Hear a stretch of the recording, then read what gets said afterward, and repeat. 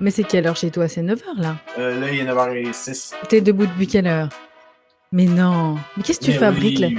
Mais tu dors pas, tu fais les mêmes horaires que moi, c'est gentil. Ouais, ça ressemble à ça. Oui, c'est ça. Si je pouvais allaiter, mais non.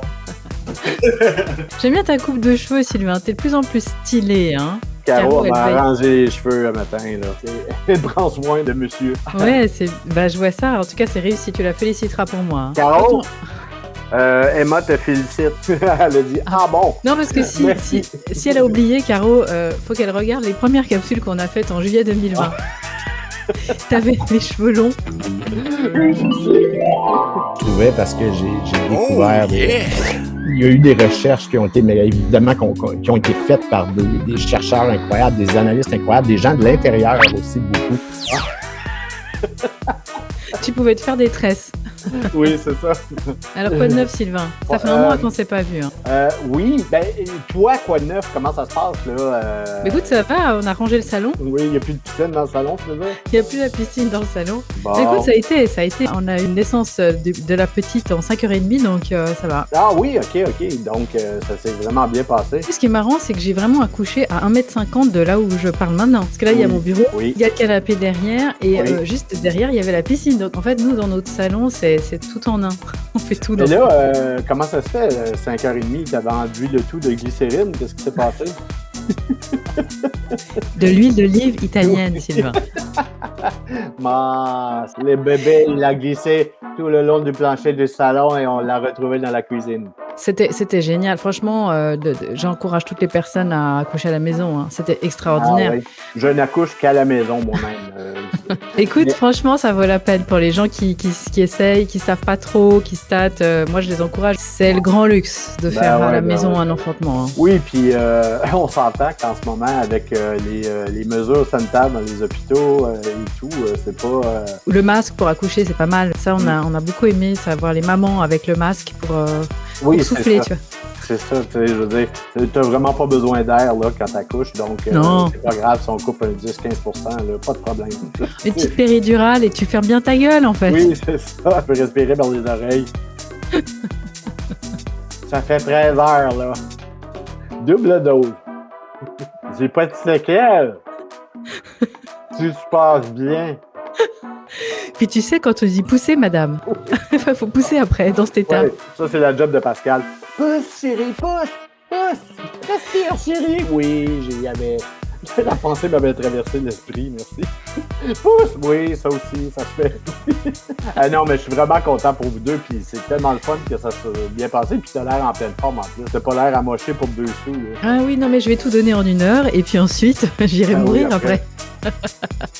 Puis le sommeil, ça s'améliore? Est-ce qu'elle fait des 4 heures? Ou... Oui, elle dort la nuit, elle peut dormir 4 heures d'affilée, 4-5 heures même des fois. Un bébé complotiste, ça c'est sûr. Je la fais endormir avec guerre et mensonge. Ah voilà, oui c'est ça. Je lui mets nos capsules sur guerre et mensonge. Oh. Allez, oui. Are you ready? Absolument. C'est reparti. Bonjour les amis, bienvenue dans la suite de nos aventures avec Sylvain après 1 mois de pause. En même temps, si vous voyez cette capsule en 2053, eh bien, vous ne le saurez pas puisque nous sommes en 2021 quand nous enregistrons 1 mois après mon accouchement à 1m50 de mon micro dans mon salon. Salut Sylvain. Salut, ça va bien? Ben oui, ça va, tu vois, j'ai toujours envie. Donc, Evie aurait 42 ans en 2053, c'est ça? Ben voilà. 32. Et comme on se disait avant d'enregistrer cette nouvelle vidéo, eh bien, je songe sérieusement à mettre les capsules de guerre et mensonge que nous avons faites l'année passée avec Sylvain pour endormir ma fille dans son petit berceau, histoire qu'elle s'habitue déjà à l'histoire. Oui, c'est ça. La vraie histoire, déjà, ça va être intéressant parce que je pense que Evie va partir sur un meilleur pied que plusieurs autres bébés. Par rapport à son éducation. Oui, et surtout qu'on se rend compte maintenant qu'on entame le 2e livre de la trilogie, La déprogrammation, que ce qui est très long pour aller bien, c'est pas d'apprendre comment les choses fonctionnent, c'est déjà avant de se déprogrammer. pour refaire le gros ménage, en fait. Et toi, tu en sais quelque chose, tu viens de vendre ta maison Ouais. et tu as vu quand il faut vider la cave et le grenier, le travail que c'est. Oui, il y avait du stock. En fait, c'est ça, j'ai fait venir un container de 20 verges cubes, donc à peu près 20 mètres cubes, là, et ça a été rempli au complet. De choses qu'on garde au cas où. Oui, c'est ça. Il y avait des choses extérieures, mais il y avait des choses intérieures aussi, là, puis c'était rempli à ras-bord. On dit que, tu sais, Sylvain, tout ce qu'on n'utilise pas en une année, on devrait le donner, ne plus l'avoir, en fait, ne pas le garder. Ah oui, non, ça serait une idée. Oui. Ben, un calendrier, entre autres. Ça peut être ton conjoint aussi. C'est ça. Parce que moi, mon calendrier, là, quand j'arrive au bout de l'année, je le donne, là, parce que... Enfin, en tous les cas, on est de bonne humeur avec Sylvain. Je suis vraiment heureuse de te retrouver. Ah ben, merci. C'est une aventure, comme on le disait, Guerre et mensonge, quand on a commencé, on ne savait pas qu'on allait faire toute cette saga en vidéo. Oui. Et donc, ça fait 1 an et demi qu'on fait, qu'on fait le retour aux sources de la fabrication d'un certain nombre de choses. Et puis, dans la déprogrammation, eh bien, dans cette trilogie, alors je l'ai là, le tome, je le remonte pour ceux qui ne le connaissent pas encore, ce gros pavé qui fait 800 grammes, ce livre, en tout cas dans cette édition en Europe. Je ne sais pas combien il pèse, l'édition. Il est magnifique, l'édition au Québec. Oui, c'est ça. On a fait une petite différence en plus là, pour s'amuser. Là. On a la version euro et la version Amérique du Nord. Ouais, il est beau, le tien, j'adore. Oui, il est vraiment chouette. Et là, tu vois, on est... toi, évidemment, tu le sais, puisque tu as écrit ce bouquin. Les médias n'existent que pour recréer la réalité et désinformer. On est en plein dans la fabrique de l'information. Oui. Guerre et mensonge, c'est la fabrique de l'histoire. Et tu écris la suite et fin de la trilogie, la fabrique de la science. On en parlera une autre fois. En tous les cas, déjà, on est dans ce chapitre 9, puisque chaque vidéo est donc un chapitre de ce livre. Et on va parler aujourd'hui de ce néo-terrorisme où tu nous apprends, en fait, à quoi sert au départ le terrorisme. Là aussi, les amis, il va falloir se déprogrammer. Surtout que on a été tellement inondés d'images et des événements. Il y a aussi des événements en France vraiment catastrophiques. Moi, je me souviens, parce qu'on a parlé déjà plusieurs fois du 11 septembre, de New York, mais bon, disons pour nous, Européens, ou d'autres personnes qui vivent dans les îles, que je salue d'ailleurs, des personnes même très loin, qui habitent dans des toutes petites îles que je connaissais même pas, qui commandent aussi les livres, eh bien, on se sent pas forcément toujours concerné quand c'est pas trop dans notre région. Mais là, c'est vrai qu'il y a eu des événements en France, notamment, il y a pas si longtemps que ça, qui nous ont tous traumatisés. Et toi, tu remets aussi une perspective économique là-dedans, parce qu'on n'est pas habitué à l'école, on nous a pas appris à réfléchir comme des businessmen, en fait, tout simplement. Où tu nous dis, bien voilà, en gros, quand il n'y a plus de guerre, quand il n'y a plus rien à faire au niveau du business, eh bien, il va falloir trouver des solutions pour qu'on fasse de nouveau tourner la planche à billets. Ça, c'est le premier step, et ensuite, tu iras un petit peu plus loin. Alors, par où on commence sur ce chapitre 9, parce qu'il est quand même assez riche. Bon, évidemment, Sylvain, toi, juste, peut-être les gens ne savent pas, mais tu dors jamais. Tu dors 3 heures par 24 heures. T'écris la nuit ou comment ça se passe?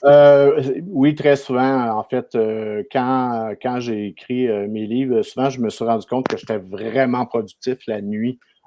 Jusqu'à 3 heures du matin, là, j'étais souvent, quand je rentre dans un mode où je suis hyper concentré. Je pense que c'est ça, je suis très réveillé. Mais à 3 heures, souvent, je commence à m'en aller tranquillement, là, à me désagréger. Mais puis il y a le matin aussi où je suis assez productif, mais c'est entre les deux que c'est plus problématique pour moi. Donc café et vapoteuse. Oui, mais ça, c'est la nuit comme le matin. Là. C'est le duo gagnant. Oui, c'est ça. Oui. Et je me demandais justement comment t'écris. Moi, j'aime bien savoir comment les auteurs se mettent en condition pour écrire.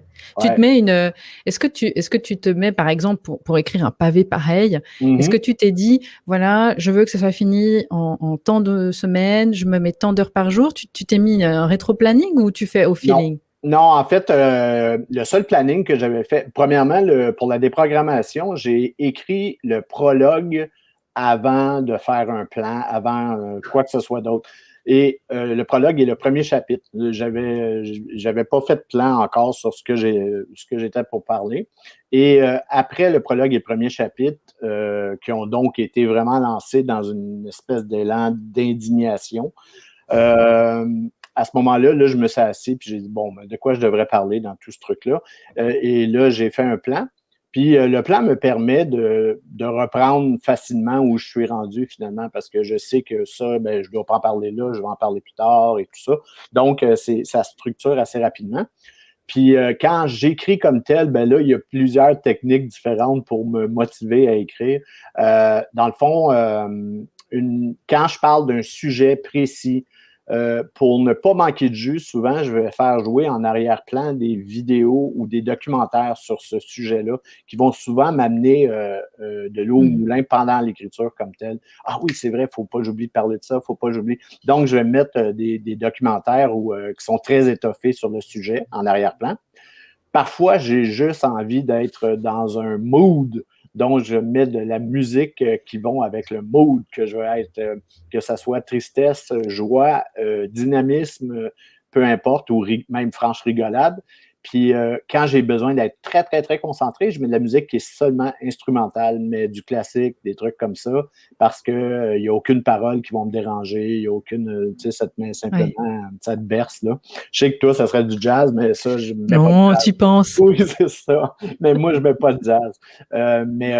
Mais des fois aussi, ça peut être du rock, mais instrumental, là, comme il y en a comme ça. Oui, alors la franche à part ça justement, parce que dans la déprogrammation, c'est ce que j'aime aussi d'ailleurs dans ta façon d'écrire, c'est qu'on a l'impression que tu nous parles et tu vas pas de main morte. Hein. Tu es très cynique. Alors justement, la franche rigolade, en tout cas, ça fait passer la pilule. Hein. Oui, ben en fait, c'est ça, c'est que quand j'ai découvert tout ça, parce que la déprogrammation, c'est le premier que j'ai écrit, puis c'était, quand je l'ai écrit, c'était mon éveil était tout frais encore, il datait de quelques mois seulement, là, puis il était même en processus de se faire. D'ailleurs, je vais parler d'une des très rares différences par rapport à l'évolution que j'ai depuis 2015 par rapport à l'écriture du premier livre, parce que il y a quelque chose que, en relisant le chapitre 9 sur le néo-terrorisme, j'ai vu quelque chose où j'ai évolué depuis. Il y a quelque chose que je n'avais pas compris encore à l'époque. Et ça, c'est rare, c'est pas arrivé souvent dans le livre où je me suis dit, OK, ça, j'étais.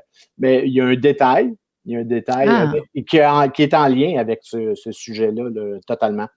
Tu vas nous en parler. Oui, ben je peux en parler tout de suite. Bon, c'est quoi le néo-terrorisme? Ça, pourquoi je l'ai séparé du terrorisme? Il y a plusieurs raisons. C'est que bon, il y en a peut-être qui vont se rappeler, mais je parlais de l'opération Gladio. Donc, j'ai beaucoup parlé de l'opération Gladio, qui est un peu quand l'OTAN et la CIA ont presque réinventé le terrorisme dans les années 60, dans le sillage de la Deuxième Guerre mondiale.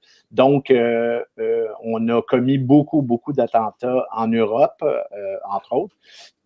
Pour blâmer le communisme, parce que c'était l'époque de la guerre froide et qu'est-ce que ça donne de créer des attentats terroristes et de blâmer le communisme? Ben, ça permet plusieurs choses. Comme tu dis, en temps de relative paix, ben, ça permet de continuer les dépenses militaires parce que comme ça crée un climat de terreur pour tout le monde, ben, à ce moment-là, on justifie l'achat de plus en plus de guerres et tout ça.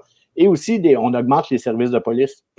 Donc, ce sont des dépenses. Puis, on maintient les gens dans un climat de terreur. Parce que on le voit aujourd'hui, de toute façon, toute la gestion en ce moment de la fausse pandémie se fait par la peur. On essaie de faire peur de toutes les façons possibles et inimaginables. Quand on veut que les parents fassent vacciner leurs enfants, ce qu'on dit, c'est que ben, les parents qui ne sont pas vaccinés ou qui sont contre le vaccin pourraient perdre leurs enfants parce que l'État va en prendre soin. Donc, ça terrorise les gens. Même chose, c'est pourquoi qu'on accepte, en tout cas ici au Québec, des masqués à l'école. Parce que les parents ne veulent pas qu'on les pointe du doigt pour être des mauvais parents et tout. Et que la DPJ, donc la protection de la jeunesse, aille chercher les enfants à la maison. Donc, on crée un climat de terreur Et la terreur a toujours mené le monde. Donc, c'est pour ça que le terrorisme a été si utile à nos élites à travers le temps. Donc, je reviens à l'opération Gladio. On a blâmé le communisme. Bon, on commet des attentats terroristes. On blâme des groupes communistes jusqu'en 1990. 1990 et 91, qu'est-ce qui arrive? Ben, le rideau de fer tombe. L'URSS n'est plus. Donc, c'est la grande menace communiste qui vient de mourir. Donc, la guerre froide vient de terminer, évidemment. Et pour le terrorisme, ben, on ne peut plus vraiment blâmer le communisme pour le terrorisme. Qu'est-ce qui arrive en même temps? C'est que depuis le début des années 80, grosso modo, c'est qu'on a activé le plan d'Israël, d'agrandissement d'Israël, beaucoup. OK? Donc, qu'est-ce que le plan d'Israël? Ben, finalement, Israël avait été planté en 1947 comme une graine pour attaquer ses voisins, pour s'agrandir et aller chercher, aller contrôler finalement le pétrole de tout le Moyen-Orient ou à peu près. Donc, ça devient extrêmement important de contrôler ce marché-là pour nos élites bancaires parce que, évidemment, le pétrole, c'est le lubrifiant de toutes les économies. Donc, on voit qu'il y a un double intérêt là, qui se passe et qu'est-ce qui va arriver donc entre 88 et 90? Ben, il y a aussi, il ne faut pas oublier que la CIA a créé les Moudjahidines parce que c'est la CIA qui a financé avec Brzezinski, qui était à l'époque avec le conseiller à la sécurité pour le président Carter, Zbigniew Brzezinski, qui est un des pires mondialistes Rappelle-nous son nom, toi tu le prononces bien, moi j'arrive jamais. Zbigniew Brzezinski. Voilà, essayez de dire ça avec une pomme de terre dans la bouche, les amis. Puis, mais donc, Brzezinski a été financé au Pakistan, les groupes de Moudjahidines, pour battre les communistes là, et qui étaient défendus par l'URSS à l'époque en Afghanistan. Puis les Moudjahidines se sont séparés en deux et sont devenus d'un côté les talibans. Donc, les talibans ont été créés par la CIA. Et l'autre partie, c'est devenu Al-Qaïda. Donc, Al-Qaïda. Sylvain, il a l'art quand même de vous dire, vous qui êtes en train de manger, voilà, la CIA, donc la CIA hein, chez nous, a été créée, la CIA a créé ce groupe-là, et puis c'est vrai que les gens qui commencent par cette capsule, je crois qu'ils ont avalé de travers. Oui, parce que là, tu es en train de nous faire un résumé, tac, tac, tac. Là, on est passé en mode professionnel. Oui, c'est ça, c'est comme ça. Mais c'est connu. Tu sais, Brzezinski, là, c'est connu quand il a été financé par les Moudjahidines. Les médias mainstream en ont parlé, tout ça. C'est connu pour ceux qui ont été investigués. Mais tu vas revenir là-dessus parce que moi, j'avais vraiment mis en rouge. Je voulais que tu nous expliques bien le lien entre ce Brzezinski et puis ces Moudjahidines, les talibans aussi, parce que maintenant, c'est de nouveau d'actualité. Oui. Et puis Al-Qaïda, etc. Et puis d'ailleurs, on m'a rapporté, parce que moi, tu sais, je ne regarde pas, et encore moins Netflix, eh bien, qu'ils ont sorti un film récemment sur la capture de Ben Laden. Est-ce que tu es au courant de ça? Tu l'as vu ou pas? J'ai vu le premier, là. J'ai vu celui qui avait sorti à l'aube 0 ou quelque chose comme ça. Là. Je ne me souviens plus du titre. Là. Parce que, en fait, ce qu'ils ont fait au début de ce film, c'est d'écrire que le film a été reconstitué à partir des faits rapportés. Ils n'ont pas mis à partir d'une vraie histoire, hein, à partir des faits rapportés. Comme ça, au moins, ils se sont couverts. Voilà. C'est ça. Apparemment, l'équipe aussi de soldats américains qui auraient capturé et tué sont tous morts. Oui, ils sont tous morts. Donc, ils peuvent revenir sur l'histoire. Oui, c'est ça. Ouais. Mais alors, on va les vacciner quand même, par contre, pour être sûr. Voilà, au moins on est sûr qu'ils vont pas mourir d'une forme grave, parce qu'il paraît que la mort n'est pas une forme grave. Non, c'est ça, au moins, on meurt des formes bénignes maintenant. Mais c'est ça, oui, les Navy SEAL qui ont participé à l'opération sont tous morts. Évidemment, on n'a jamais voulu montrer Ben Laden, ça aurait été beaucoup trop facile. Donc, tu vois, je me suis permise juste de préciser ça, Sylvain, parce que comme toi, tu aimes parler justement de cette programmation et de ces manipulations, et que là, on est dans la fabrique de l'information. Netflix a été cofondé par Mark Randolph, qui était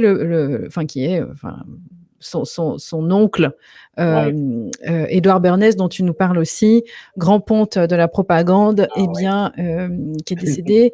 Donc voilà, on voit quand même de famille. Moi, je me méfie de tout ce qui sort de Netflix, évidemment, et surtout les timings. Donc, je ferme la parenthèse. De toute façon, Netflix ne fait que dans la propagande. Ils ont sorti dernièrement, je ne sais pas si j'en ai parlé, mais ils ont sorti un film de Spike Lee, qui est un réalisateur américain, afro-américain, très populaire, tout ça. Et c'est Do the Right Thing, je pense, qui ont sorti. Ah non, Malcolm X aussi. Puis à la fin, ils ont rajouté un segment de propagande qui n'était pas du tout dans le film original, tout ça. Et c'est Netflix qui a fait rajouter ça. Et on te raconte de la bullshit à l'intérieur de ça, qui vient d'être annexé au film. Donc, c'est assez terrible. Netflix, c'est eux qui avaient sorti le documentaire sur les White Hats. Oui, on en a parlé. De Al-Qaïda. Là. On en a parlé dans Guerre et mensonges. Oui, c'est ça. Donc, c'est Netflix aussi. Fait que Netflix, c'est ça, c'est l'équivalent du média mainstream, mais dans le divertissement. C'est ça. Tititainment. Voilà. Entertainment. Oui, et puis on parlait de ça, le Tititainment, d'ailleurs, qui a été proposé par ton cher Brzezinski. Au State of the World Forum en 95. D'ailleurs, c'était il y avait en tout cas, il y avait toute une belle flopée de personnes là-bas, dont notre ami aussi Bill Gates. Oui, non, c'est ces charmants êtres sympathiques. Que des gens bienveillants. Oui, c'est ça. Donc, tu nous parlais de la CIA, Sylvain. Oui, voilà. C'est ça, en fait. Donc, la CIA avait construit de toutes parts les Moudjahidines, les avait équipés, tout ça. C'est devenu les talibans d'un côté et Al-Qaïda, qui veut dire base de données. Donc, c'était la base de données des noms que la CIA avait de potentiels éventuellement terroristes pour travailler, au fond, pour l'État profond, travailler pour la CIA, travailler conjointement avec les services secrets ou de renseignement de plusieurs pays pour recommencer le terrorisme d'État qui était appelé Gladio. Ce pourquoi aussi, c'est que tout est arrivé en même temps. Donc, l'URSS est tombée, mais en même temps, c'est à ce moment-là qu'il y a eu l'enquête italienne, l'enquête parlementaire italienne, qui avait complètement démonté l'opération Gladio. Donc, tout ça s'est passé en 90-91. Et donc, à partir de 91, au lieu de blâmer le communisme, on va commencer à blâmer l'islamisme. Parce que ça nous permet justement de réanimer tout le projet d'Israël ou de l'activer plus que jamais et parce qu'on va créer des guerres au Moyen-Orient pour aller chercher ce pétrole-là.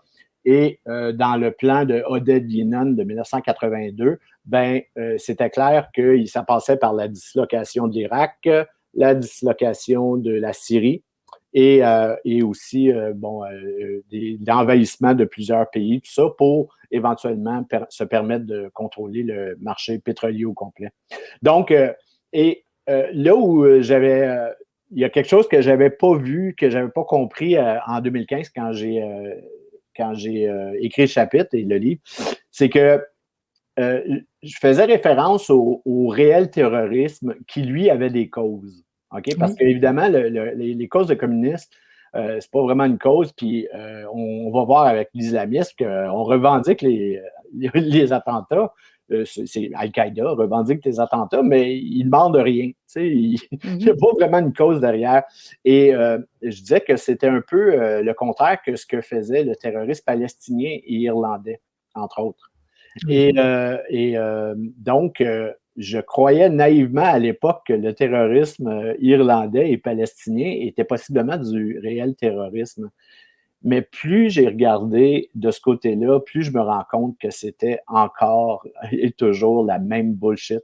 C'est que j'ai vu plusieurs des attentats commis par l'IRA, donc l'Irlande, le groupe irlandais terroriste, qui était en réalité, ça avait été quand même démontré que ça avait été fait par des agents britanniques du MI6. Et donc qu'est-ce qu'on faisait dans le fond, c'est qu'on créait des attentats pour pouvoir mieux attaquer le groupe comme tel, mais aussi, ça permettait l'envoi de troupes à l'intérieur de l'Irlande, de troupes britanniques à l'intérieur de l'Irlande. Donc, c'était tout à fait justifié. La même chose pour la Palestine et Israël, parce que, bon, on sait, là, Israël, les banques ont volé le pays aux Palestiniens, la Palestine aux Palestiniens, pour faire une colonie juive, donc qu'on a donné à une secte religieuse, là, le judaïsme. Et donc, pour justifier, et avec ce que les Juifs font à l'intérieur du pays, avec leur colonie, ils agrandissent toujours plus sur les territoires palestiniens. Bien, ce qu'on a voulu faire, c'est montrer que les Palestiniens, eux, avaient des solutions complètement qui visaient des innocents et tout ça, tu sais. Donc, le terrorisme palestinien comme tel, bien, ça ressemble de plus en plus à ça aurait représenté les intérêts de la Mossad, en fait, qui sont les services secrets d'Israël. Puis si on regarde l'attentat de Munich, entre autres, en 72, aux Jeux olympiques, là, l'enlèvement des athlètes israéliens, tout ça, ben ça ressemble, parce que ça ressemble beaucoup, je trouve, à l'opération Gladio, mais cette fois-ci pour blâmer les Palestiniens, permettre d'envahir les régions palestiniennes à l'intérieur d'Israël, créer des guerres avec les voisins, l'Hezbollah et toujours. Donc, en réalité, là, je ne sais même pas s'il y a du vrai terrorisme, s'il y a déjà eu du vrai terrorisme tel qu'on l'imagine, tel qu'on nous l'a raconté. Et le plus dur, c'est de savoir qui est on, justement. Parce que tu vois, les gens maintenant qui t'écoutent, qui ont pris l'habitude, se rendent bien compte que finalement, la seule façon de savoir ce qui s'est passé, c'est jusqu'à maintenant, c'était d'allumer son poste de télévision ou de lire les journaux. C'est ça. Et comme tu nous l'as expliqué, comme tout est dans les mains d'une poignée, combien de personnes à peu près? Écoute, moins de 10? Oui, c'est ça. Il n'y a vraiment pas beaucoup de monde, là. Non. Pas moins de 10, mais en fait, on dit que le monde au complet appartient à 500 personnes à peu près, grosso modo. Donc, après ça, ça se décline comme une pyramide, là, les gens qui travaillent pour eux. Ouais. C'est ça. Donc, finalement, le problème, c'est de savoir comment on s'informe et qui raconte l'histoire. Hein. Et ça, tu nous en parleras en long, en large. Alors, moi, je me réjouis de ton 3e livre parce que là, quand on parle d'urgence climatique, alors là, les amis, accrochez-vous. Hein. Il va falloir prendre des calmants. Oui, puis c'est surtout important d'attaquer le problème assez rapidement parce que après la pandémie, bon, il va y avoir la destruction de l'économie là, par les prix de l'énergie, par les taxes et tout ça. Mais ce qui s'en vient après, c'est la mise en place pour l'agenda 2030. Et l'agenda 2030, parce que là, ça va être l'obsession du carbone zéro, là, et nous, pauvres êtres humains que nous sommes des empreintes carbone là, partout. Mais la réalité, c'est qu'il faut attaquer à la base le faux narratif qui est construit autour du réchauffement climatique. Maintenant, des changements climatiques, parce qu'il n'y a plus de réchauffement, il y a un refroidissement, donc ça ne fonctionne plus. Mais c'est ça, il va falloir le détruire, mais surtout arrêter de suivre ce plan-là. Surtout que, j'insiste encore une fois, il y a eu une fusion qui s'est opérée dans l'esprit des gens entre le climat et l'environnement. Donc, les gens confondent le discours du fait que la Terre se réchauffe à cause de l'activité humaine avec le fait de respecter son environnement et de ne pas jeter sa canette de soda en aluminium par la fenêtre dans la voiture. Oui, c'est ça. Tu vois, c'est ça finalement, c'est que les gens ont tellement été lobotomisés. Oui, c'est fou, hein? Donc là, ça va être un sacré gros paquet de déprogrammation aussi. Oui, parce que, tu sais, il y a plein de causes environnementales qui sont bonnes. Je veux dire, on devrait tout recycler. Je veux dire, c'est logique, mais on ne recycle pas tout, et loin s'en faut, là. Je veux dire, on ne devrait pas rien rejeter dans les cours d'eau. Tout le monde est pour ces choses-là. Par contre, il faut arrêter de prendre des décisions sur des constats scientifiques qui sont erronés, parce qu'à ce moment-là, on prend des mauvaises décisions. Entre autres, de vouloir changer de transiter l'énergie du pétrole vers l'électricité, c'est une grossière erreur. Nucléaire aussi. Oui, hein. oui, et nucléaire, ce sont des erreurs et des erreurs qui font fi de la réalité. Donc, mais c'est un autre sujet, anyway, mais il va falloir s'y attaquer bientôt, Oui. effectivement, et c'est ce que je vais faire, entre autres. Mais si on vient à nos ouailles, donc, en 1992 et 93, ce qui est arrivé, donc, après l'enquête italienne sur Gladio, après, bon, c'est que on a créé l'opération Gladio B, qui était le terrorisme d'État, mais en blâmant l'islamisme. Donc, comment on le sait? En fait, il y a une magnifique personne qui s'appelle Sybil Edmonds, qui travaillait pour le FBI, qui était traductrice. Et Sybil Edmonds a vu passer beaucoup de documents parce qu'elle faisait de la traduction sur des documents turcs en farsi avec l'Iran et elle parlait 3 langues, azerbaïdjan, je pense aussi. Donc, elle faisait beaucoup, beaucoup de traductions. Puis elle a vu tout passer, elle, sur l'opération Gladio B, qui était baptisée comme telle par le FBI. Donc, alors que Gladio a été prouvé, le FBI parlait réellement Tant qu'à faire. de Gladio B. Ben oui, c'est ça. Puis donc, Sybil Edmonds est devenue lanceuse d'alerte officielle. Là, elle a le statut de lanceuse d'alerte. Elle est limitée dans ce qu'elle peut parler parce qu'elle a vu passer des trucs sur 9/11, là, sur le 11 septembre, mais elle ne peut pas parler de ça du tout.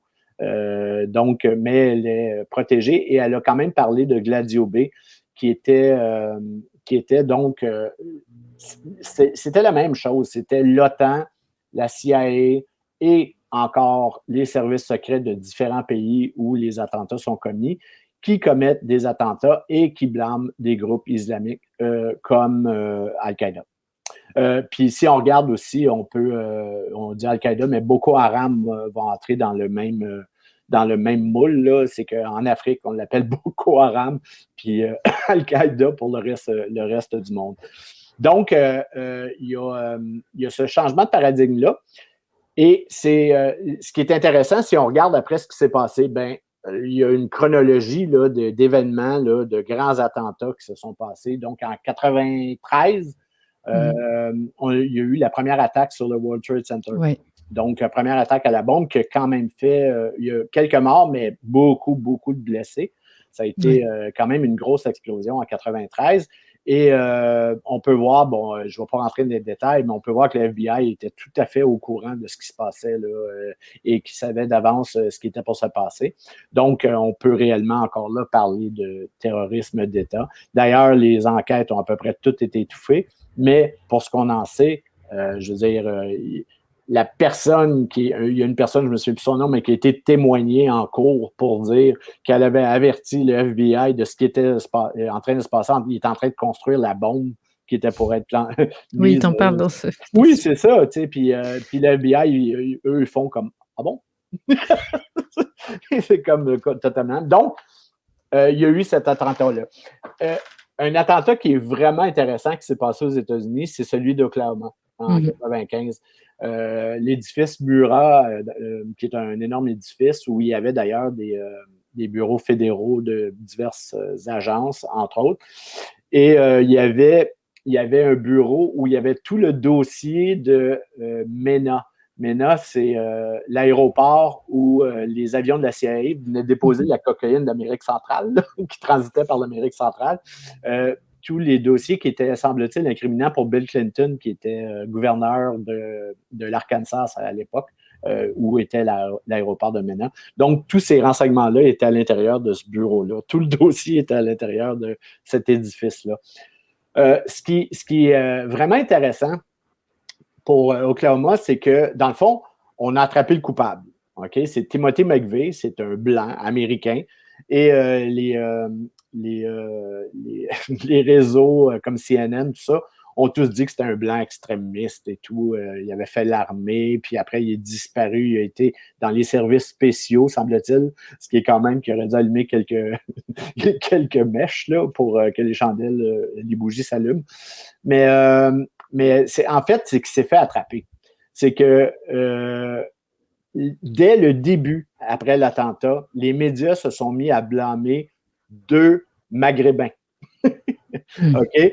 Donc, les médias, pour eux, il y avait déjà le script. Là, il y avait 2 Maghrébins là, qui avaient été vus aux abords de l'édifice.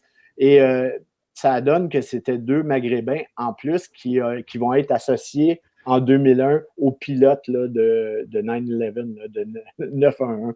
Donc, c'est 2 noms qui vont revenir là, 7 ans plus tard là, dans l'histoire. Et ces 2 personnes-là ont dormi dans le même hôtel où Timothy McVeigh a dormi lui aussi, mais un mois plus tôt. Oui, c'est ça. C'est complètement. Donc, c'est vraiment comme si on veut semer les pistes là, et créer une espèce de faux coupable. Là. Mais c'est ça. Donc, clairement, on voulait blâmer l'attentat d'Oklahoma sur Al-Qaïda.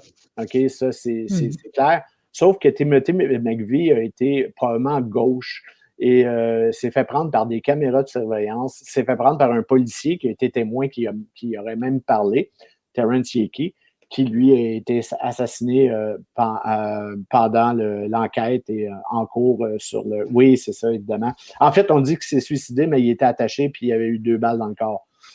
Oui, mais tout est possible, Sylvain. C'est sûr qu'il y avait une volonté de faire. Il faut être créatif, tu sais. Oui, c'est ça. Mais c'est vrai, hein, ce qu'on dit là, vous pouvez aller fouiller, mais Terrence Hickey, c'était un policier de la ville d'Oklahoma qui semble-t-il, très honnête là, par rapport à ce qu'il avait vu. Et lui, il avait vu Timothy McVeigh. Et en plus, on a malheureusement retrouvé sa camionnette qui avait été louée à son nom. Là, donc, il n'y avait pas de doute. Donc, il s'est fait prendre, comme on dit au Québec, des culottes baissées. Donc, mais donc, ça avait été quand même construit comme un attentat qu'on voulait blâmer sur l'islam encore. Puis après ça, ben, ça va se continuer. Il y en a eu en 98, en ambassade en Tanzanie. Il y a eu au Kenya aussi, je crois. Il y avait eu... il y a eu beaucoup de morts, d'ailleurs. Oui, c'est des gros attentats, c'est des grosses bombes. Puis évidemment, c'est dans un centre d'achat très populeux aussi, là, puis près de l'ambassade, c'était terrible, près de l'ambassade américaine. Et là, les 2 ont été revendiqués par Al-Qaïda. Donc, en 98, c'est ça.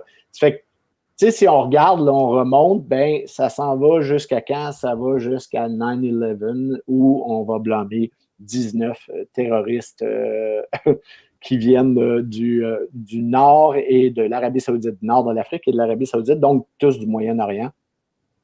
Mais on voit que, dans le fond, c'est une construction. Là. C'est une construction et on est encore là-dedans parce que si on regarde ce qui s'est passé par après, ben, pour la France, entre autres, tu en parlais tantôt, mais le Bataclan, Nice, Charlie Hebdo, c'est tout des trucs qui ont été...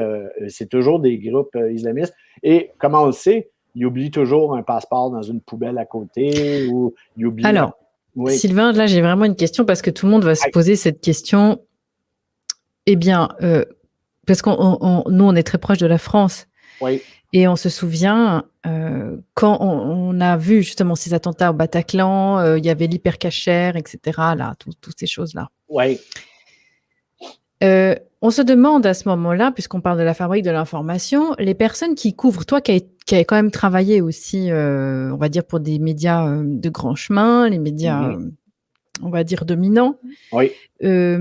Comment ça se passe? Parce qu'évidemment que le journaliste de base qui reflète ce qu'il voit, etc., lui, c'est un perroquet. Comment ça se passe dans ces moments-là? Il y a un attentat, ils vont aller piocher leurs infos où ces journalistes qui couvrent l'événement? Ben, en fait, évidemment, ils sont tous dépendants des fils de presse.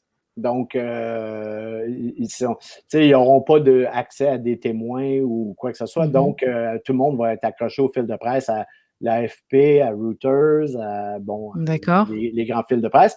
Et eux vont distribuer sensiblement la même nouvelle pour tout le monde. Mais ce qu'on rentre dans le fil de presse, à la base, ben, ça a été déjà rédigé au CFR. Au Conseil des relations étrangères, dans le fond, c'est que tout ce qui... Les lignes médiatiques sont toutes tissées là. Le CFR commande la CIA. La CIA est partout dans les salles de presse et dans les salles de nouvelles. Donc aussi, là, sont présents partout. Et Et donc, ce qu'on distribue pour la propagande occidentale, ben, c'est sensiblement la même chose. Puis, chaque station, chaque journal, chaque journaliste, dans le fond, va broder autour de ces nouvelles-là, mais qui deviennent comme une prière, là. Les faits deviennent comme une prière, puis il n'y a pas réellement d'investigation qui se fait depuis longtemps en journalisme. Oui, voilà, c'est ce que j'allais te dire finalement. Mieux vaut pas avoir une graine dans l'investigation si aujourd'hui on veut faire carrière en tant que journaliste. Hein. Mieux vaut se la boucler et faire le perroquet. Oui, puis on peut le voir aujourd'hui de toute façon, c'est que le journaliste comprend très bien sans qu'on lui dise, comprend très bien qu'il ne doit pas remettre certaines choses en question. OK? Donc, un journaliste ne peut pas remettre le réchauffement climatique en question. Il peut même pas se poser de questions là-dessus. Il peut même pas dire je me pose des questions. Parce que, donc, le journaliste doit dire ça, c'est acquis. Ça, on le comprend. La science est claire. OK? Greta est ma copine. C'est ça. Et donc, c'est la même chose en ce moment, pour les effets secondaires des vaccins. Il n'y a personne qui doit parler des effets secondaires des vaccins là, au niveau des médias. Ça depuis longtemps, d'ailleurs. Oui, c'est ça. Et même pour l'efficacité des vaccins, il n'y a personne qui se pose la question là-dessus non plus. Et en fait, là, quand tu es journaliste, puis ça, bon, oui, je l'ai été, puis je sais que quand j'étais pour écrire des choses qui étaient pour aller contre le narratif, ben, j'avertissais mon rédacteur en chef, tu sais. Puis je lui disais, ben, je peux pas te traiter de cette nouvelle-là sans dire ça. Parce que, je veux dire, c'est une question d'intégrité, tout ça. Je travaille plus pour le journal, d'ailleurs. mais c'est ça, c'est que... Et qu'est-ce qu'on te répondait quand tu disais ça? Ben, on peut pas en parler. Carrément ça, là. Non, tu peux pas arriver avec ça, là, tu vas te faire ramasser par tout le monde. Ouais. Les annonceurs aussi, hein, c'est une réalité. Absolument, les annonceurs, mais aussi, c'est que, bon, je travaillais dans le dernier journal, c'était un journal communautaire, OK? Puis on travaillait beaucoup au municipal régional, OK, avec ce journal-là. Bon, si moi, comme journaliste, je me mets à remettre en question le réchauffement climatique, ben après ça, il faut que je traite aussi avec le maire, avec le conseil de ville, avec le conseil régional, avec tout ça. Puis ces gens-là sont tous impliqués dans des comités des comités verts. Ils sont tous en train de mettre en place donc, je détruis un peu ce qu'ils sont en train de faire si je viens remettre en question ça. Et ça veut dire que j'aurais plus leur collaboration comme journaliste en plus. C'est ça. Et donc, tout s'enchaîne, tout s'emboîte et c'est pour ça que c'est pratiquement impossible de remettre en question. Je le faisais sur une base personnelle, par contre. Je parlais au maire, je parlais aux conseillers, je parlais à tout le monde, puis je leur disais ma position, puis je lui expliquais ma position par rapport au réchauffement climatique, entre autres, sur lequel on a eu beaucoup de discussions. Et ils la connaissaient tous. Et donc, c'est pour ça que quand est arrivé les premières mesures du coronavirus, là, printemps 2020, j'étais journaliste encore et j'avais des entrevues à faire. Puis on nous avait déjà parlé de respecter les distances. Mais moi, je posais des questions avec un micro collé comme ça. Et il disait, mais là, tu prends pas une perche, ça? Je dis, non, moi, je ne prendrai pas de perche. Mais comme ils me connaissaient tous, ils acceptaient de jouer le jeu et on faisait des entrevues comme ça. Alors qu'on n'avait pas le droit, théoriquement. Puis, il n'y a personne qui a attrapé le rhume. Là. Personne. Le rhume. Le rhume, la grippe, là, en tout cas, peu importe comment on l'appelle. Mais donc, c'est ça. Et c'est pour ça que les médias continuent encore de nous parler du terrorisme comme ça. Tout était, parce que si on regarde les autres événements qui sont passés dans les années 90, parce que le néo-terrorisme était quand même une réalité qui nous a frappé de plein fouet et qui était importante au niveau géopolitique.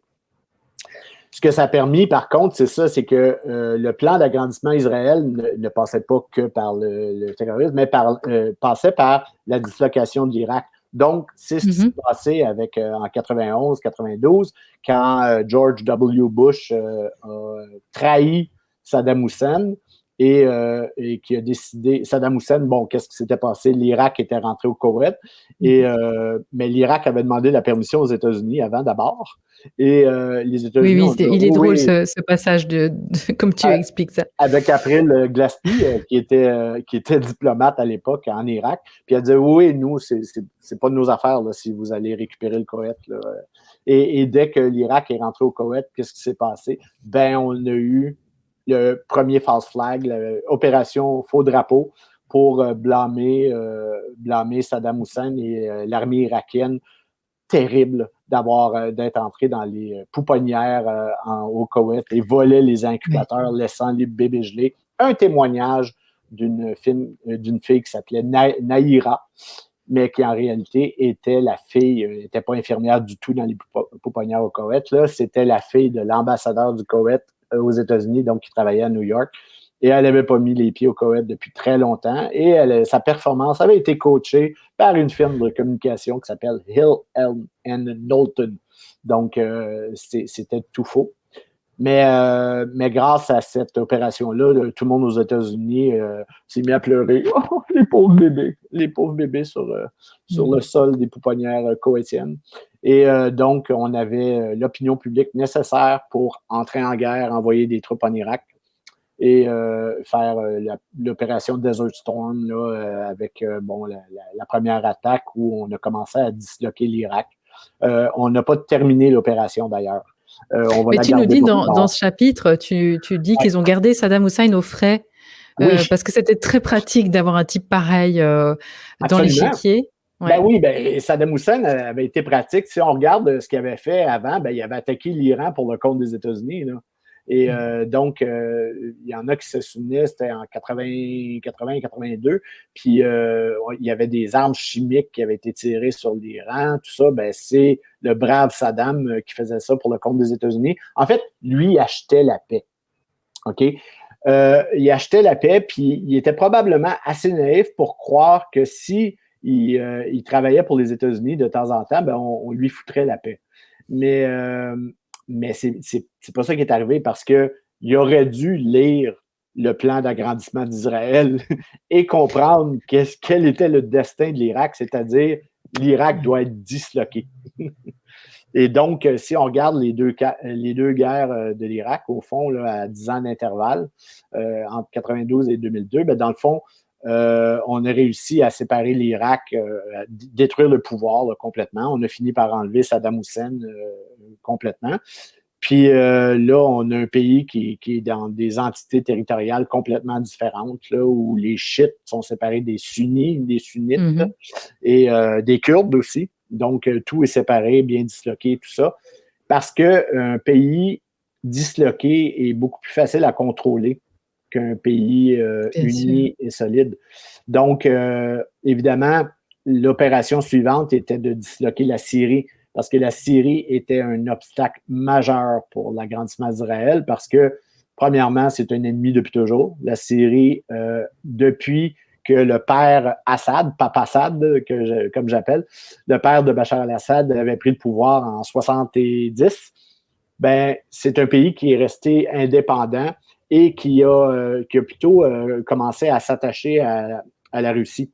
Même à l'époque, là, se faisait allier avec la Russie. C'était un grand ami de Kadhafi, évidemment, qui lui aussi avait décidé de garder son pays libre des banques internationales, de l'OTAN, de toute cette merde-là.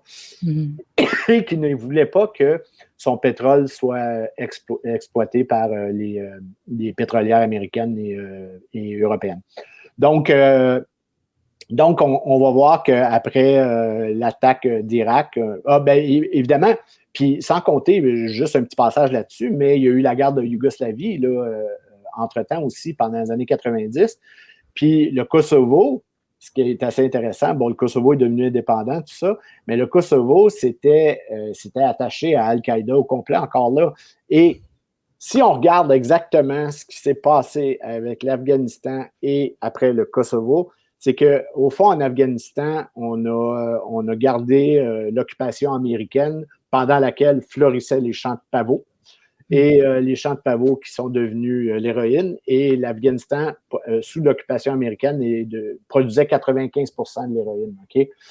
mais Al-Qaïda, qui était à l'intérieur de l'Afghanistan, dans le fond, trafiquait pour la CIA, parce que la CIA le faisait avec les États-Unis aussi, mais trafiquait avec le Kosovo, à travers le Kosovo, l'héroïne en Europe. Donc, c'est la même chose. Et dans le fond, tout ça servait à financer, à trouver de l'argent illicite pour financer les opérations qui se passent en dessous de la table et qu'on ne veut pas voir apparaître dans les livres gouvernementaux.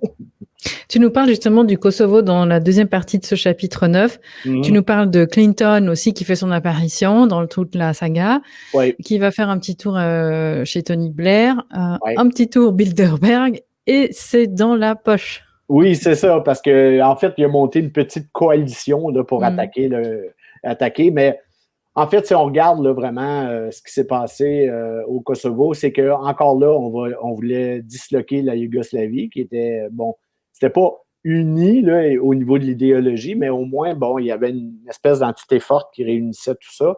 Mais en le disloquant, ben, on pouvait identifier les ennemis, et les ennemis étaient la partie serbe.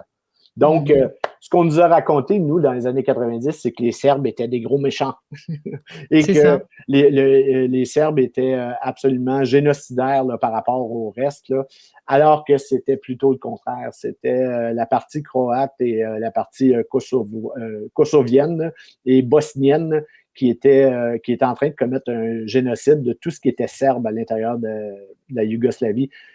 D'ailleurs, maintenant qu'on comprend ce qui s'est passé, parce qu'à l'époque, je ne comprenais rien, mais il y avait une Québécoise qui était haute commissaire à l'ONU là, au niveau de la CPI, Louise Arbault. Puis, donc, c'était une juge là-bas. Puis, c'est elle qui a mis en accusation Slobodan Milosevic, qui était leader serbe. Et on se rend compte que la CPI, dans le fond, finissait le travail qui était fait au niveau géopolitique, puis au niveau politique par les Américains, puis par finalement l'ONU, là, c'est-à-dire qu'on était en train d'arrêter les leaders serbes pour des génocides qui n'avaient été créés que dans les médias. Oui. Et donc, encore là, c'est ça, c'est toujours le contrôle par les médias, le contrôle par la peur, on justifie les actions en mentant par les médias. C'est pour ça qu'en bout de ligne, peu importe ce qui va arriver avec la pandémie aujourd'hui, ce qui est le plus important qu'on comprenne, c'est que les médias nous mentent tout le temps. Tout le temps, on ne peut rien prendre et ils sont toujours... Quand les médias nous donnent une nouvelle maintenant, c'est pas de dire « Ah oui, c'est terrible », mais le réflexe qu'on doit avoir, c'est « Pourquoi on nous dit ça? » C'est ça. C'est pourquoi. Quel est le bénéfice? Voilà, c'est ça. C'est ça. Quel est l'intérêt de nous faire croire ça? Okay? Parce que les médias n'informent pas, ils désinforment. Oui, et ce qui est quand même très complexe, c'est que il y a de la vérité qui est mélangée là-dedans. Donc après, il faut démêler les nœuds, tu vois, et il faut être vraiment très averti maintenant. Hein. Ben, je pense que oui, puis tu sais, pour comprendre, je veux dire, à partir du moment où tu comprends l'opération Gladio, puis je rappelle, là, il y a l'historien suisse, là, Daniele Ganser, qu'il faut absolument lire sur Gladio. Pour moi, c'est un des livres les plus importants qu'il y a eu au 20e siècle. C'est-à-dire qu'il a tout expliqué d'où vient le terrorisme, comment le terrorisme a été créé par l'OTAN, en tout cas recréé par l'OTAN et la CIA, parce que ça nous permet de comprendre toute la dynamique de ce qui se passe.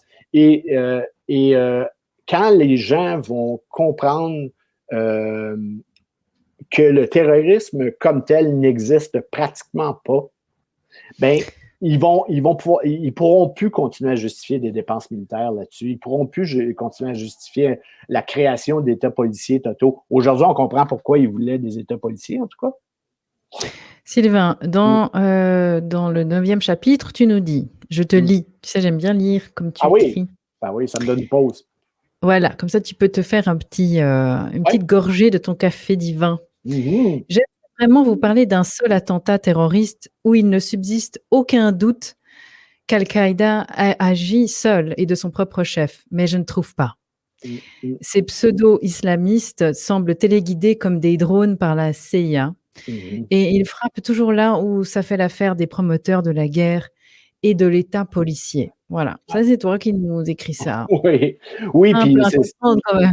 ouais, puis évidemment, tu sais, j'ai parlé des attentats de 96, 98, 95, tout ça, Mmh. puis il y en a eu encore, il y a eu des attentats sur des navires militaires américains, puis évidemment, encore là, on justifie la présence, de renforcer la présence militaire américaine au Moyen-Orient en faisant ça. Et Oui. il y a toujours un but derrière ces opérations-là. La différence pour moi, d'après moi, ce qu'on doit se rappeler là, le plus là, par rapport à Gladio B, par rapport à Gladio A, c'est que Gladio A, la première partie, quand on blâmait le communisme, ça a permis les dépenses militaires, ça a permis le renforcement des États politiques et ça a permis la création des guerres idéologiques entre communisme et capitalisme. Donc, la guerre de Corée, la guerre du Vietnam, c'était ça, et la guerre d'Afghanistan aussi, c'était ça aussi.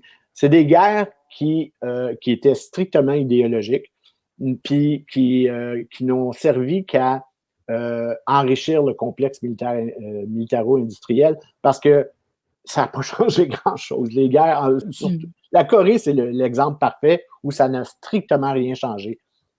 Presque 3 millions de morts coréens et on a reséparé, on a remis la limite entre le nord et le sud au même endroit 2 ans plus tard. Donc, ce n'était que pour faire de l'argent. Donc, Gladio A, c'était ça, les guerres perpétuelles idéologiques. Gladio B, là, on blâme pour les mêmes raisons. Donc, on dépense beaucoup pour le militaire encore. On renforce encore plus les services de police un peu partout, tout ça. Mais là, ça permettait en plus de remettre en branle le projet d'agrandissement d'Israël pour aller chercher le marché du pétrole, ce qui n'était pas du tout le cas là, pour Gladio A. Donc, Oui, et excuse-moi, mais tu nous, non. à la fin de ton chapitre, ce que tu rappelles aussi, donc de nouveau pour les Européens qui ne l'ont pas en tête, c'est que les Américains sont quand même, ont quand même cet ADN du spectacle, du show. Ils savent mettre la trouille d'une façon. Quand on voit le téléjournal aux États-Unis, c'est pas comme le téléjournal en France. Là, puis c'était les premiers. Ouais. En tout cas, nous, ça nous choquait à l'époque, à mettre les couleurs sur justement la menace terroriste. Alors, il y avait vert, orange et rouge. Oui. Et nous, en Europe, on a découvert ça, on va dire, plutôt avec cette histoire de Covid, plus ou moins. Ouais. Mais là, il y avait déjà ça. Je crois que c'était après le 11 septembre, ça a commencé à avoir des niveaux d'alerte avec les couleurs. Qui a été repris d'ailleurs en Israël. Hein. Oui. Puis l'idée, au fond, c'était de créer un climat de terreur perpétuel parce qu'on avait lancé avec 9/11 la guerre perpétuelle aux terroristes parce que, évidemment, les États-Unis ou en tout cas les mondialistes fournissent leurs propres terroristes dans les pays là où ils veulent envoyer des troupes. Donc, on peut le voir au Mali, ce qui s'est passé. Là, au Mali, c'est avec la France, avec les troupes françaises. Mais on a des groupes islamistes qui voulaient se battre contre un gouvernement qui essayait de garder le Mali indépendant. Donc, les troupes françaises ont été envoyées après avec les terroristes. Mais maintenant que le Mali a fait appel à la Russie, au groupe Wagner, en fait, qui sont une espèce d'énormes sociétés de mercenaires. Là. C'est une société privée. Mais le Mali a reçu, je pense, c'est 1000 mercenaires là, de Wagner russes. Et là, la France se retire tranquillement. Puis on va voir que va se retirer aussi les groupes islamistes en même temps. Parce que, évidemment, les Russes ont décidé de venir faire le ménage pour les Maliens. Donc, et tu nous rappelles aussi d'ailleurs que les conventions ne servent à rien. Tu nous parles de la convention de Genève dans laquelle ils se sont mouchés allègrement, comme tu le dis. Ils ont violé 100 fois chacun de ces articles, ça c'est toi qui nous le dis aussi, sans aucune conséquence, qui ont tué en 40 ans environ 10 millions d'innocents sur tous les continents et dans leur propre pays. Ils ont inventé toutes sortes de conspirations des plus tordues. Ils ont suicidé, entre guillemets, tous les témoins. Ça, c'est toi qui nous dis gênant. Puis, on se met la terreur et la destruction sur tout le globe. Comment les États-Unis vont-ils terminer le XXe siècle et entreprendre le deuxième millénaire? Et ensuite, tu finis en nous disant, Bill Clinton doit démissionner pour avoir menti à propos de son infidélité avec la stagiaire Monica, adulte et consentante. God bless America. Oui, j'avais dit que pendant tous les attentats terroristes des années 90, Bill Clinton avait d'autres chats à fouetter. Mais... Voilà, c'est ça. Non, parce qu'à un moment donné, chacun ses priorités. Il ne faut quand même pas exagérer. Oui, c'est ça. Mais c'est ça aussi le ridicule. Le ridicule, c'est que Clinton ne faisait plus l'affaire ou voulait lui-même se retirer, peu importe ce qui s'est passé. Mais c'est ça. On accuse un président d'une infidélité avec une de ses secrétaires et c'est devenu un motif de démission alors qu'il venait de démolir le Kosovo et la Yougoslavie et la Serbie. Ben, bravo, bravo. C'est ça, et c'est là qu'on voit aussi, comme j'aime quand même le rappeler, la fabrique à crétins, parce que les gens se mobilisent pour des choses qui font tourner le monde, pratiquement dans toutes les familles, il y a des histoires d'infidélité, de trucs. Enfin, ça fait tourner le monde, ces histoires. Et bien là, ça choque tout le monde, tu vois. Oui, c'est ça. Alors que ce qui se passe sous le tapis, c'est 1000 fois, 10 000 fois pire. Là. C'est ça. Mais voilà, le peuple a été brainwashé puis éduqué avec un niveau quand même ras les pâquerettes à l'école, hein, parce que puis alors c'est de pire en pire. Maintenant, les gens ne savent plus écrire. Oui, les jeunes. Oui, l'éducation woke mondialiste en ce moment, c'est pathétique. En fait, c'est pour ça qu'on a permis, entre autres, aux enfants de 14 ans de pouvoir décider eux-mêmes s'ils voulaient d'un vaccin, parce qu'ils savent très bien que l'éducation qu'ils reçoivent à l'école va à l'encontre de toute logique, tout ça, mais ils sont complètement brainwashés par ça. Et il va falloir changer l'éducation, mais l'éducation de l'histoire aussi, et des médias et des communications. Alors, les amis, on est arrivé au bout de ce chapitre 9. Sylvain, est-ce qu'on a tout dit? Est-ce que tu aimerais rajouter quelque chose avant qu'on se dise à la prochaine? Félicitations pour ton beau bébé. Merci. Oui, alors, on pourra en parler de la déprogrammation à faire sur la médicalisation des grossesses et des naissances. On se retrouve la prochaine fois dans le chapitre 10 sur la prophétie d'Eisenhower. Tu veux nous en dire 2 mots? En fait... Toi, tu as voulu mettre...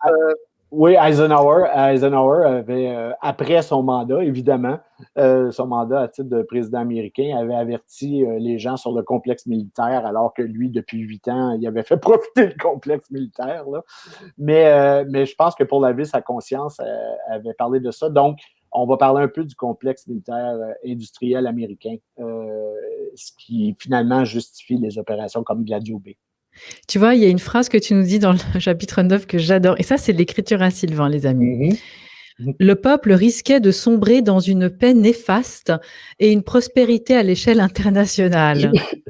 Une paix néfaste. C'est vrai qu'un peuple en paix et prospère, c'est hyper dangereux. Oui, c'est ça. Pour nos élites, c'est ça.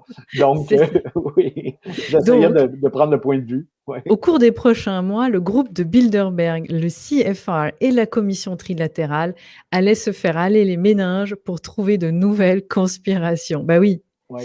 Les amis, si vous allez bien, vous êtes dangereux. Oui, c'est ça. Donc, on ne veut pas. Là. Ne soyez pas optimistes. Il ne faut pas être heureux.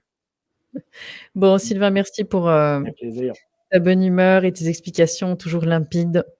Et les amis, partagez ces capsules vidéo d'utilité publique avant que Sylvain se retrouve chef de la section historique et dans les écoles et les universités, puisque ce sont nos objectifs. Je sais qu'on y arrivera, Sylvain.